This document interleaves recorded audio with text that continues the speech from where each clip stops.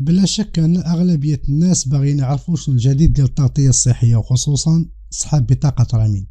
يعني اللي عندهم بطاقة رميد شنو غيكون المصير ديالهم من بعد تعميم برنامج الحماية الاجتماعية. أولا نبغي منكم أنكم تكملوا هذا الفيديو هذا حتى الأخير، حيت منه تغير النظرة ديالكم على بطاقة رميد وغتسمعوا معلومات جديدة في هذا الجانب هذا. السلام عليكم ومرحبا بكم في فيديو جديد وفتيقة جديدة. هذا الفيديو ان شاء الله غيكون مغاير للحلقات اللي عندي في القناة ديال كيفية الاستخراج بعض الوثائق الإدارية ولا كيفية تسجيل في بعض المواقع. هذا الفيديو ارتأيت منه انه يكون توضيح لبعض التساؤلات اللي وصلتني على الانستغرام واللي طرحات كتعليقات عندي في القناة على شنو الجديد ديال صحاب بطاقة رميد فضيلة تنزيل الحكومة لقانون تعميم التغطية الصحية الإجبارية على المرض.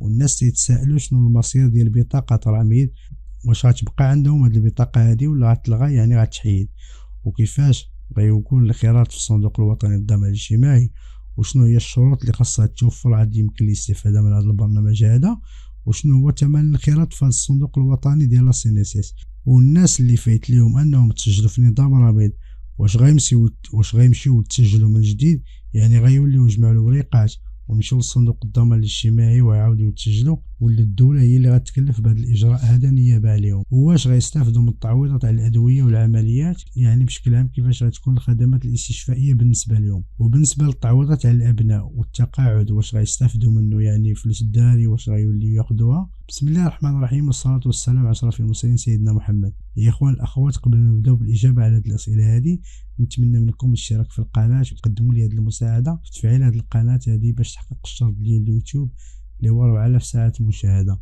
وهذا الشرط الاخوان راه صعيب، ولكن بالمساعده ديالكم ان شاء الله غيتحقق. كما قلنا الاخوان، الجواب ديال هذه الاسئله هذه جانا في القانون ديال تعميم الحمايه الاجتماعيه اللي وضح لنا باللي الناس ديال الرميد اللي العدد ديالهم في بدايه ادراج هذا القانون هذا ديال نظام رميد حتى نهايه هذه السنه هذه ديال 2022 11 مليون شخص اللي تيستافدوا من هذا النظام هذا ديال نظام رميد. يعني اللي عندهم بطاقة رميد هما 11 مليون شخص، واللي كانوا تيخلصوا واحد المبلغ رمزي نظير الاستفادة من الخدمات الاستشفائية في المستشفيات اللي تابعة للدولة، يعني في السبيطار ديال المخزن. هو كما قلنا ثمن رمزي، كاين مساهمة ديال الأفراد وكاين المساهمة ديال الجماعة. الجماعة يعني الأب والأم والأبناء، يعني الأسرة، على حسب الدخل ديالهم وعلى حسب درجات الهشاشة ديالهم، اللي يقدر يوصل حتى ل 600 اللي تقدر توصل حتى ل 600 درهم، وكاين اللي تيخلص هذا المبلغ هذا في السنة، وكاين اللي تيخلصوا على 3 سنين كما سبق وذكرنا في الفيديو الأول. واللي بغى يزيد يستافد أكثر وبغى يطلع عليه، أنا نخلي لكم الرابط أسفل هذا الفيديو هذا في التعليقات وفي علامة الأي اللي غادار للفوق. وهاد 11 مليون شخص اللي سبق وذكرنا غتبقى عندهم هذه البطاقة هذه، لكن غيستافدوا من الخدمات ديال الصندوق الوطني للضمان الاجتماعي، حتى هما غيوليو يمشيو للمصحات الخاصة، ما يبقاوش مقتصرين في السبيطارات ديال الدولة. حيت من قبل كما تنعرفوا جميع اللي عنده بطاقة رميد تيمشي غير للسبيطار ديال المخزن، لكن من بعد نهاية هذا العام هذا ان شاء الله ديال 2022 غيوليو حتى هما يمشيو يداو في الكلينيكات الخاصة، وغيوليو ياخذوا تعويضات على الأدوية، يعني غيرجعوا لهم الفلوس على الأدوية وعلى العمليات اللي تيديروا بحال الموظفين ديال الشركات الخاصة ولا العمومية، بحال اللي خدام في البنكة، بحال اللي خدام في التعليم. حتى ديك النظرة ديال الفرزيات ما يبقاوش يحسوا بها، ديال هذاك عنده غير رميد خليه حتى الاخر، يعني تيعطلوهم ولا ما تيبغيوش يقضيو لهم الغرض بالزربة. وماشي كاع الفاميليا تيقولوا تيديروا هذه القضية هذه. كاينين ولاد الناس تجي تيقضي لك الغرض كتمشي في حالك، كاينين ناس اخرين بالعكس، كاينين ناس اخرين تجي تيعطلك. وهذا الشيء ما كانش كيدار لكلشي، ولكن الاغلبيه كانوا تيعانيو منه، تيتعطلوا باش ياخذوا التحاليل السكانر. الاغلبيه ديال المرات ما تيبقاوش خدام، ديما خاصه، يعني كانوا مهمشين في المستشفيات اكثر ما هما مهمشين في المجتمع. عكس هذا السلوك هذا ما نكروش ان الناس استفدوا منه، وكاين شهادات ديال الناس اللي وصلونا باللي انهم استفدوا وما كانوش تيخلصوا حتى حاجه وفرحانين بديك البطاقه ديال الرميد. وهاد الناس هادو غيزيدوا يفرحوا اكثر بهذا البرنامج هذا اللي بدا في بدايه هذه السنه هذه، ومع نهايه السنه ان شاء الله غيولي التعميم على 11 مليون اللي منخرطين في هذا النظام هذا ديال نظام رميد. وهذا الشيء تيهم الناس اللي في وضعيه صعبه والفئه الهشه. تخيل معايا واحد الانسان ما خدام ما ردام وتيسكن في العالم القروي وما عندوش باش يعيش، وغتعطالو بطاقه باش يستافد بحالو بحال الموظف، يعني حتى هو غيولي يتعالج والدوله هي اللي غتكلف بمصاريف العلاج ديالو. ونبغي نوضح واحد المسألة، أن الدولة بالنسبة للناس أي الفئة الأخرى، يعني اللي ماشي في حالة هشاشة، الفئة اللي كنا قلنا يعني الفئه اللي كنا قلنا في الفيديو اللي قبل انها تتخلص واحد القدر ديال الفلوس باش تحصل على البطاقه ديال الرميد. هاد الفئه هذه الدوله ما غاديش تكلف بمصاريف العلاج ديالهم 100%، غيولي بحالو بحال الموظف. الدوله غتخلص واحد النسبه مئويه، يعني دخل دار عمليه غادي يستافد من النسبه المئويه في حدود 85%، هو يخلص 15%. يعني غادي يرجع بحالو بحال الناس ديال شركه التامين الضمان الاجتماعي ولا الكنوبس ولا لامون. كما قلنا في الاول، بحال اللي خدام في البنك، بحال ديك السيده اللي خدام في شركه التامين ديال القطاع الخاص وفي شركه النقل ومنخرطين في الصندوق الوطني للضمان الاجتماعي لا سينيسيس ولا الكنوبس، وتيستافدوا من الخدمات الاستشفائيه والتعويضات على الادويه والعمليات الجراحيه. حتى الناس اللي عندهم بطاقه رميد غيستافدوا من نفس الخدمات، وهذا الشيء غيكون بالتدريج، مرحله تبع مرحله. في المرحله الاولى كاينه التغطيه الصحيه وما يخلصوش حتى ديك الخلاص الرمزي اللي كانوا تيخلصوا، يعني فاش تيجمعوا الوريقات باش يستافدوا من بطاقه رميد كانوا تيخلصوا واحد القدر ديال 120 درهم اللي كنا ذكرنا في الفيديو الاول. يعني اللي بغى يشوف هذا الفيديو هذا يدخل عندي القناه، انا نخلي لكم الرابط ديالو لتحت في التعليقات.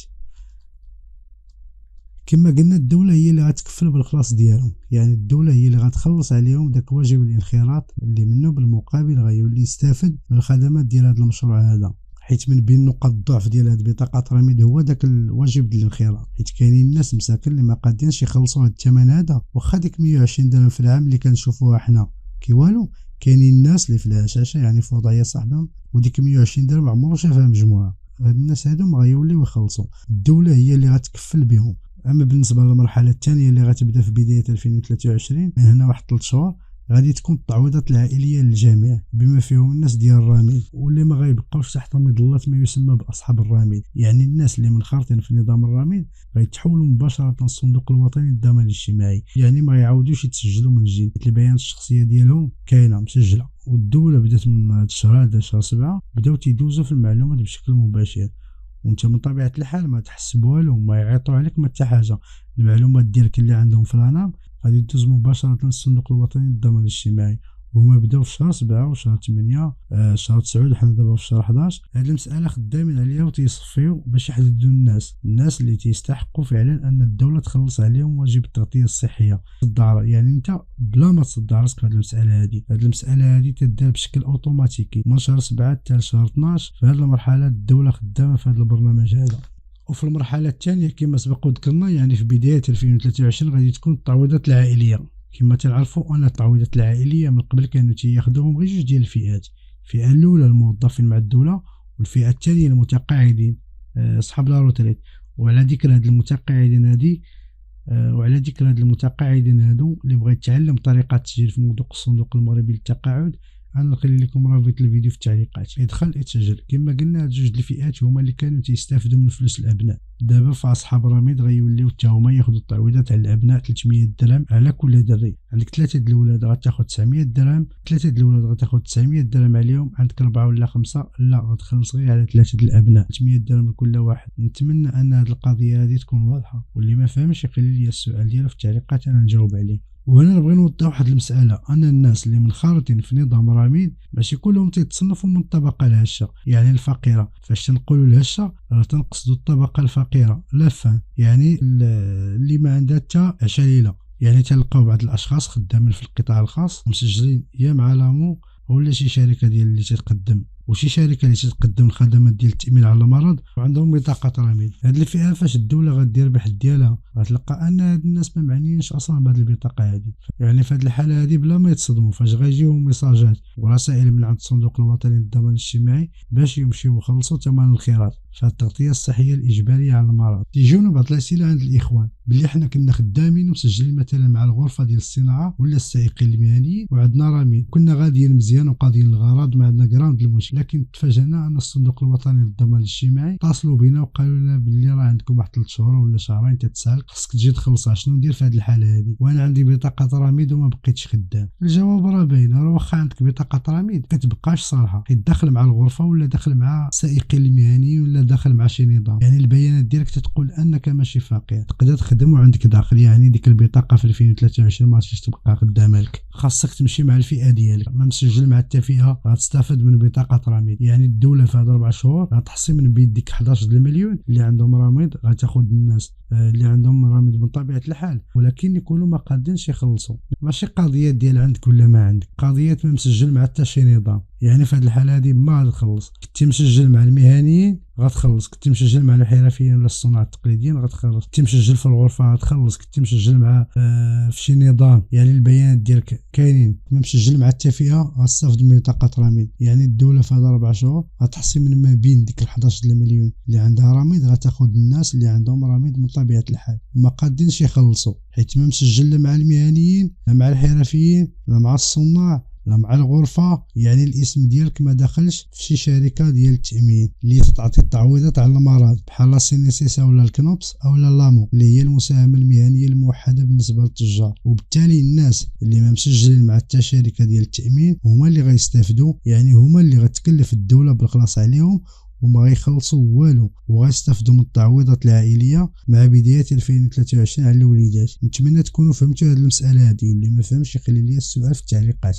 اما بالنسبه للمرحله الثالثه فيكون الاستفاده من التقاعد، وهذا في مطلع سنه 2024 حتى 2025 ان شاء الله. الاخوان هذا ما كان بالنسبه للحلقه ديال اليوم. نتمنى ان هذا الفيديو هذا يكون حاز الاعجاب ديالكم، ونتمنى انكم تفتوا، ونتمنى الا بغيتو تدعموني ما تنساوش ديروا الاشتراك في القناه وتفعيل الجرس باش توصلوا بكل ما هو جديد. واللي عنده شي تساؤل خليه لي في التعليقات. السلام عليكم ورحمه الله وبركاته.